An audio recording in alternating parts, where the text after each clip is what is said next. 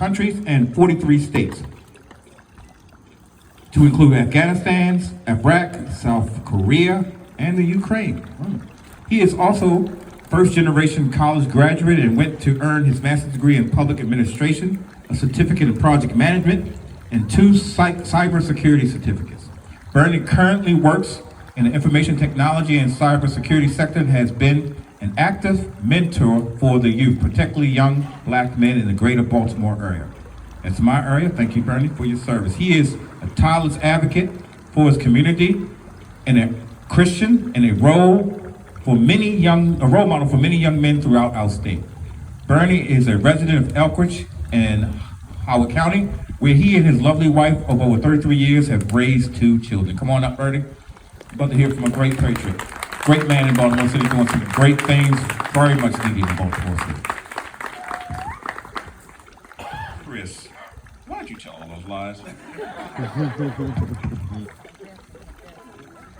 Thank you guys for coming out. I see a lot of faces that I recognize and know. I won't get into trying to acknowledge everyone, because when you're in front of a crowd, you might get nervous and screw it all up. My brother, Dr. Ray over here, told me I had about 4 minutes to speak. So I wrote down some words rather than trying to remember from memory, although it's etched in my brain, but I could go for days talking about this.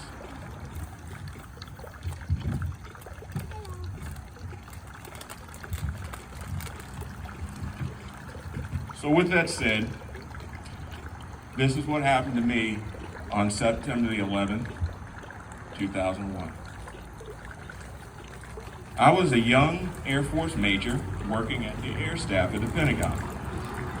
September 11th, 2001 was a typical day. My wife and kids slept as I left the house at 0445 hours to begin my daily commute. My old friend Cale Morris and I met at one of the local slug lots and picked up a rider and headed north on I-95. We had to access the high occupancy vehicle lane before 0500. Otherwise, we'd have to pay. You know, military people are notoriously cheap. So we headed north to the city from our homes in Woodbridge, Virginia. We parked in the parking garage under our building and readied ourselves for the challenges of the day. It's now 0600. It was a typical day. We checked email for tasks and orders, and we determined what needed to be done. And then a few of us walked downstairs to a little cafe for breakfast. By the way, we weren't at the Pentagon at the time. We were in leased space in Roslyn, Virginia, since the Pentagon was under renovation. It was a typical day. After morning huddles and briefs, I had to catch a shuttle.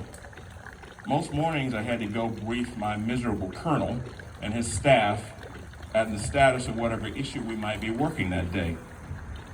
That happens usually at 1000 hours. On that morning, I had my new captain with me. His name is Chad Lewis. He was a brand new captain, and I was showing him the ropes. So at about 0840, I grabbed Chad and we headed out the door. Me and the noob had a shuttle to catch at 0845. Me and the noob got to the bus stop, and he had forgotten his notebook. I was mad, but we had to go back. We'll catch the next bus shuttle, no big deal. It was a typical day. We went back inside the building, and all of a sudden, something wasn't right. I didn't know what it was, but there was great confusion among our leadership. We were told to lock down, stay inside the building, shelter in place. I'm happy. It's just another drill. I don't have to see that colonel. I'm good to go. I couldn't have been more wrong. It was not a typical day. The news was out. New York's World Trade Center had been attacked. We, the United States, the mighty U.S. military, were on our knees. None of our disaster preparedness plans and drills have been followed. Our leaders locked us down in commercial spaces, and we were all sitting ducks.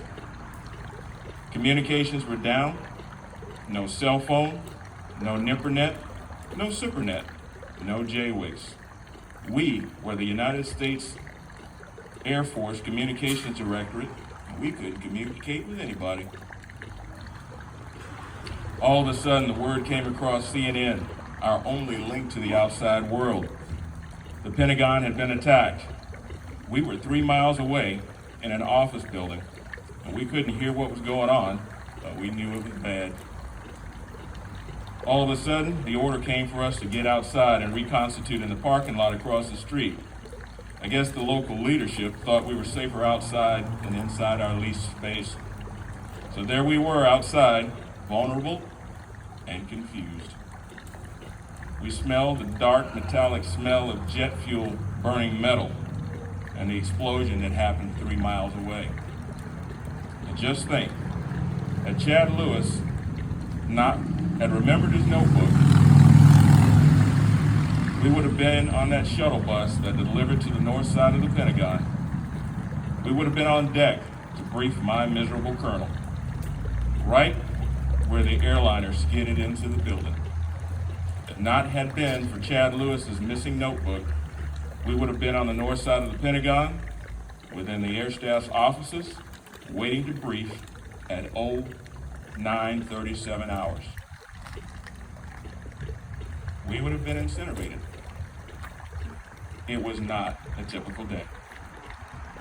Thank you for your time.